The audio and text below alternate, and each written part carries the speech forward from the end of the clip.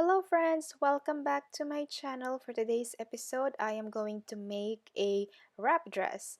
So I will be using this vintage fabric that I found a few years ago. It was only $1 for 3 yards, so that was a bargain.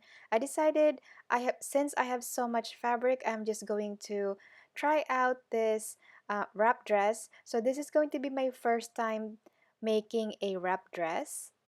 I will also need a few of the patterns that I drafted a few years ago. So I will need a basic sleeve pattern and front and back bodice patterns. As you can see, I traced the front bodice pattern onto a brown paper so I can modify the front bodice pattern. So what I basically did was I traced a line from the left shoulder down to the other side of the bodice. I also added a dart on the neckline to prevent the neckline from gaping. So I folded about 1 inch. And on the right side of the bodice, I made it a little higher. So just in case I need to take in extra fabric on the side, I will have some extra fabric. Because this is my first time, that's why I just wanted to be safe. Now I am going to cut the front bodices, so I will need two pieces. This is just one layer of fabric, and then I'm going to go ahead and pin the pattern onto the fabric.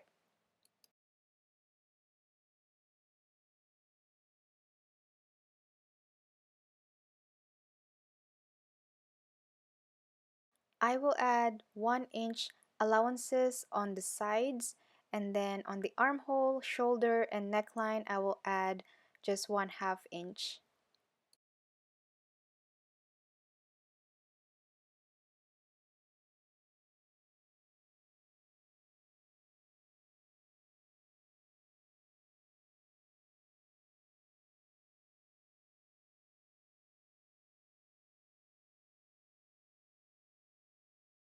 And then I'm going to cut out the other piece for the front bodice.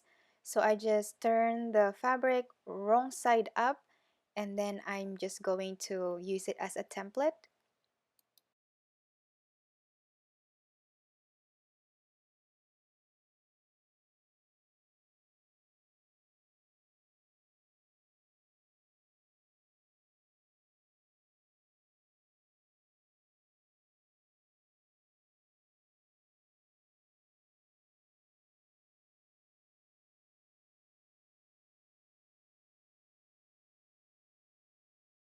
Now I have two pieces and they should overlap like this. Now I will fold the fabric so I can cut out the back bodice. So I'm just simply going to place it right here, and then I'm just going to add allowances on the waistline 1/2 inch, sides is 1 inch, armhole, neckline, and shoulders are 1/2 inch.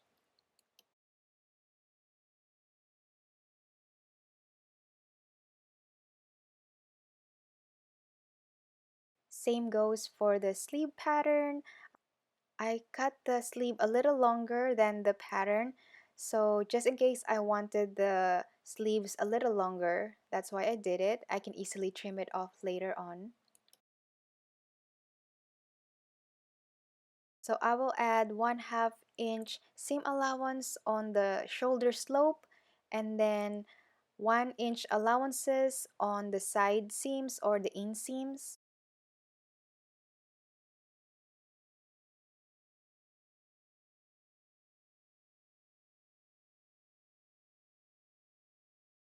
By the way, this fabric that I'm working on is a vintage cotton fabric.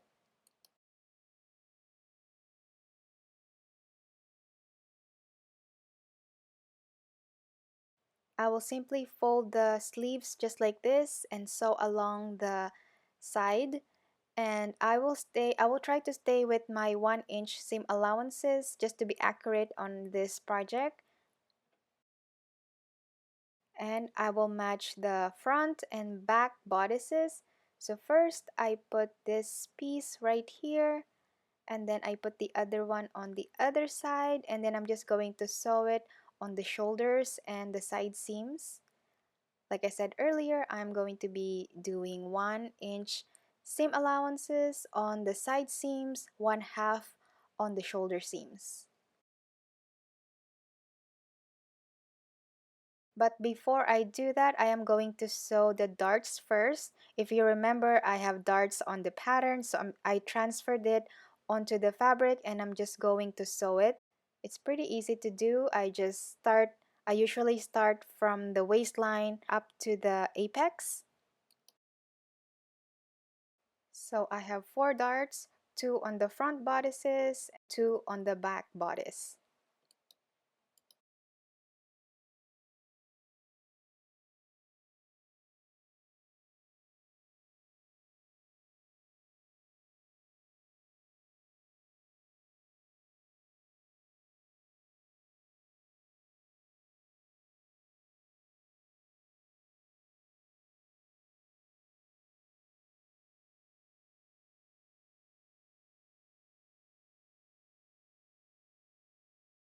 Now it should look like this. It is best if you press the seams so it lays flat and it looks really nice. But I didn't do it. I actually pressed the garment right after I finished the whole entire garment. And if you notice, I trimmed down the right side of the bodice. So this is about 2 inches. I also curved the waistline just a little bit. As you can see it's kind of going up to the shorter side. I did the exact same thing onto the other front bodice. Now it's time to sew the side seams and the shoulder seams. I will be using my serger because I like it. It's so fast, but you can also use your sewing machine and then zigzag stitch the raw edges.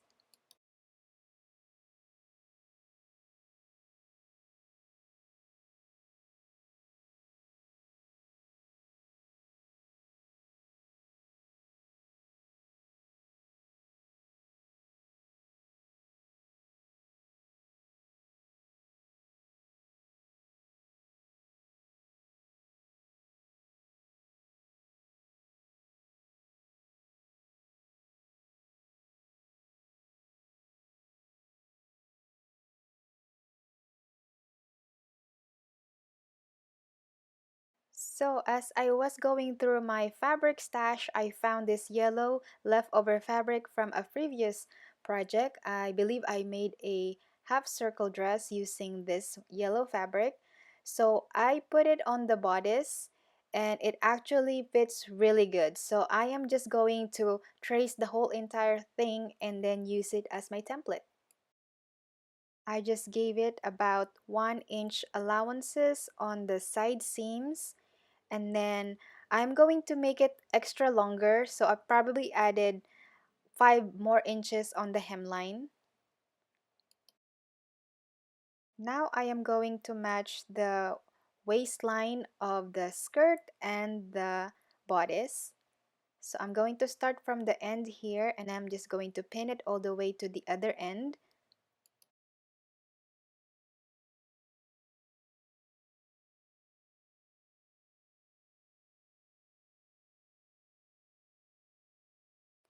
If there is any excess fabric on this end, I am just simply going to trim it off. It's better that way than shorter. And then I am going to serge it.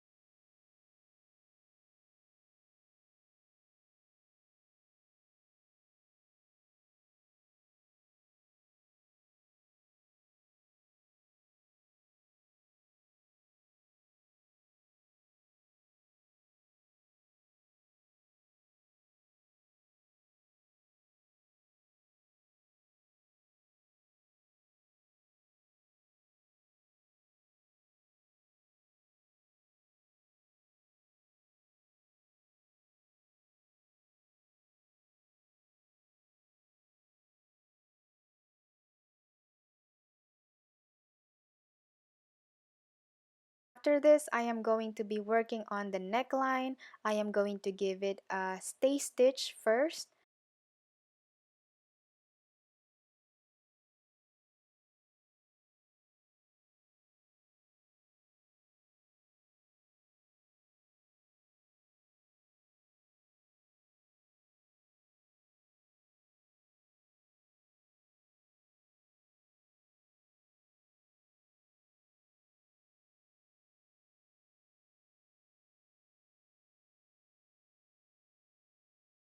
So this is about 1/4 inch. And then I decided to finish the neckline using a bias tape just to make it extra stable because the fabric is so thin. So I'm going to place the bias tape like right below the stay stitch, and I'm going to open up the bias tape and I'm going to sew on the crease of the bias tape. I'm just going to pin it from here all the way to the other end.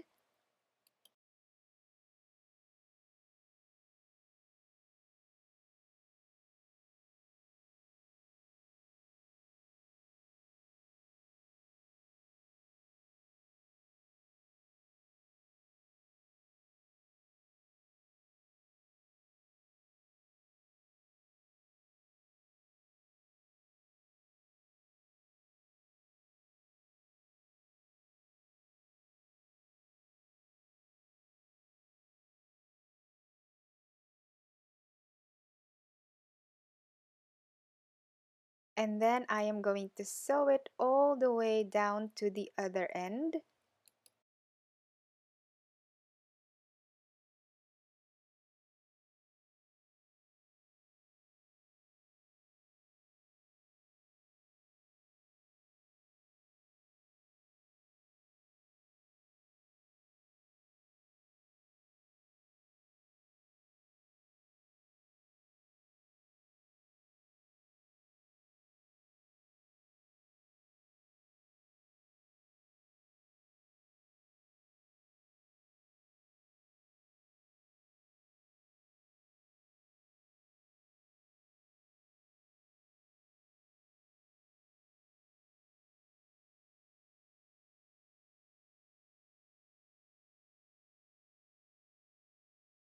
And then I am going to make some small cuts just to release the tension on the curve.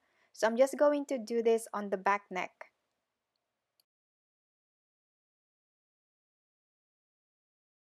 Next, I am going to understitch it right here. So I am stitching it like as close to the bias tape as possible. Make sure that the raw edges are pointing towards the bias tape. If you have a fabric that is sticking out longer than the bias tape, you have to trim it off because it will not look neat later on when you finish the neckline.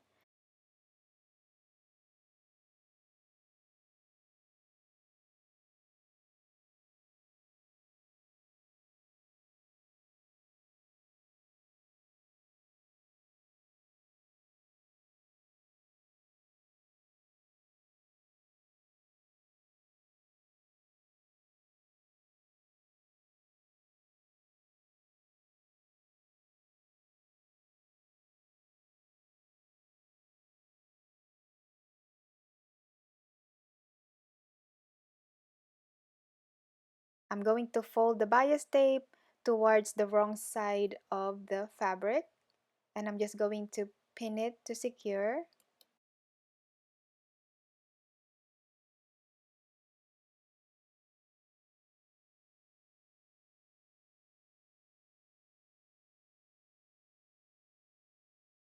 And then I am going to top stitch it to finish the neckline.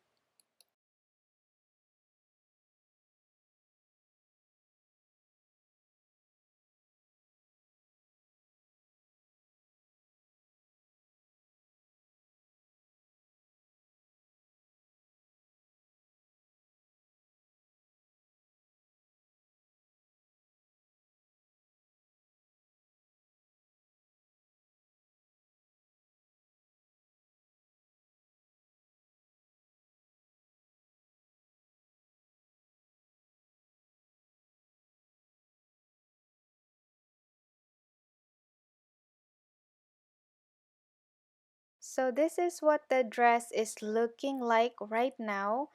You can decide whichever side you want the fabric to overlap. I decided to overlap it on the left side, I believe.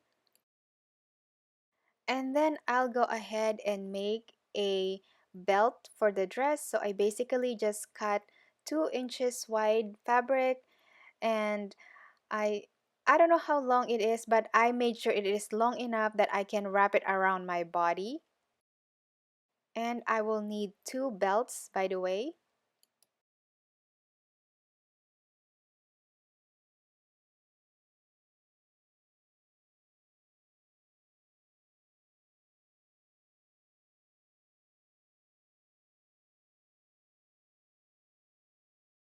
And then I'm going to sew it all the way around, leaving the other end open so I can turn the belt right side out.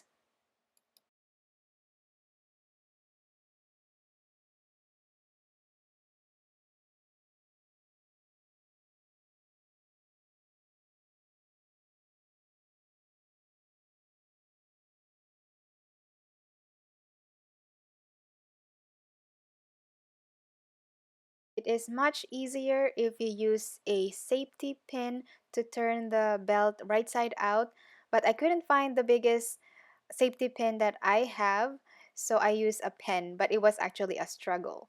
And then I went ahead and zigzag stitched the open ends of the belt. And then it's time to finish the raw edges of the front of the dress. First, I'm going to serge it.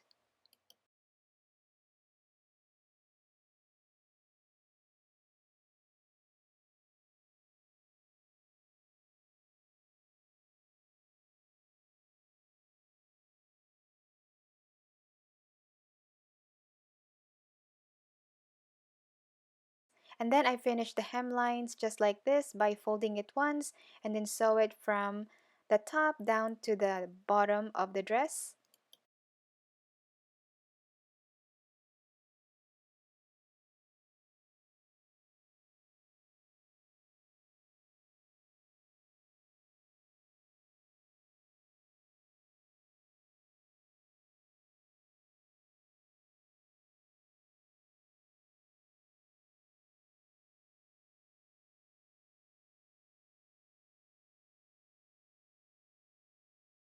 Now it's time to sew the belt onto the both ends of the dress. So I basically put it like on the very edge of the neckline of the bodice, and I will do the same thing on to the other side. I also top stitched the waistline. I thought it looks really nice like this. I also did a buttonhole right on the side of the dress so the belt can go through it. And then I'm just going to cut it open using a seam ripper. I already have a tutorial on how to use a buttonhole foot. So if you want to go ahead and watch that video, I'm going to have the link in the description box below or up here in the info card. Now it's time to sew the sleeves onto the dress. First, I place it in the armhole, match the seams, and then pin it all the way around. And then I'm just going to serge it all the way around. Make sure that you are only serging 2 layers of fabrics, not 3, because that will be a disaster. I will repeat the same steps onto the other sleeve.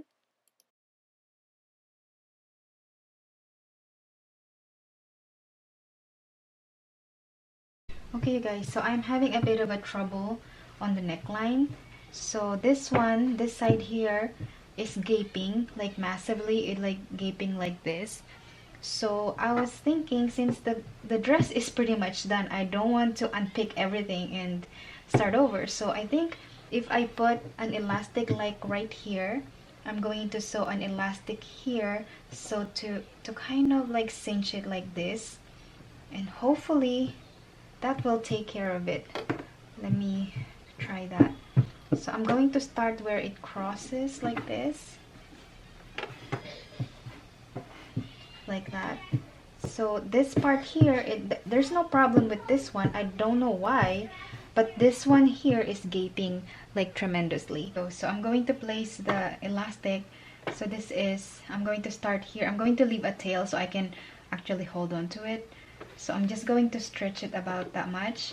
So hopefully it will give me that, it will get rid of that gaping that I was telling you about. And yeah, I think this is about that much. Back stitch.